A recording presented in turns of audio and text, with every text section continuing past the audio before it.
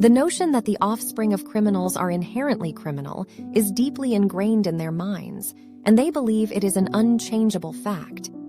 However, when it comes to Evelyn, she is a shining example of purity and perfection, utterly devoid of any flaws in comparison to myself. Hi there, it's me, Flora. Growing up in a family where you are constantly being compared to others can be an incredibly tough experience. It can make you feel as if you are never quite good enough and always fall short in some way. Unfortunately, in my case, these comparisons were often made to make me feel like a villain. Despite my best efforts, it seemed like I could never do anything right in the eyes of my family. Whenever something went wrong, I was immediately blamed for it, even if I had nothing to do with it. This was incredibly frustrating and hurtful, as I felt I was constantly being unfairly targeted. To make matters worse, these accusations were often made without any investigation or evidence to support them. Instead, I was assumed to be guilty based on my background and upbringing. According to Mom and Dad, I should have learned manners from Evelyn, my sister.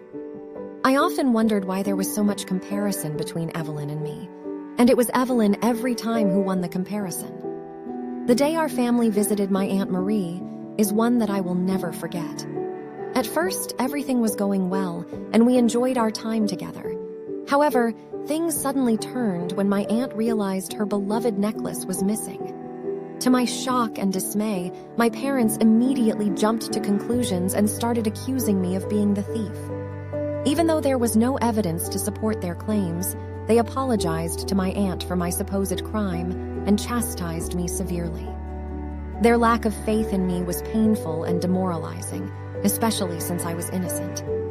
As we drove home, my mother's angry words pierced my heart like a knife. She barked at me incessantly, making me feel like I was the worst person in the world. I tried to hold back my tears, but it was no use. I felt utterly helpless and alone. The worst was yet to come, however. When we finally arrived home, my father locked me in a storeroom for 2 days. It was like being imprisoned in solitary confinement, with no one to talk to or turn to for comfort. I felt like I was being punished for a crime I didn't commit, and it was a profoundly traumatic experience. Later, I found that necklace in Evelyn's drawer. As I grew older, I realized that my family dynamic was different from those around me. It wasn't until much later that I discovered my parents had adopted me. This revelation initially took me aback, and I had many questions about my biological parents. After a long and arduous search, I finally discovered the identity of my birth parents. It was shocking to learn that they were both criminals currently serving time in prison. I didn't feel comfortable visiting them and struggled to accept this aspect of my identity. As I continued to process this information, I began to understand why my adoptive family had treated me differently all those years. It was difficult to accept that they had always seen me as different, as an outsider in their family. But I knew I had to confront this issue head-on to move forward.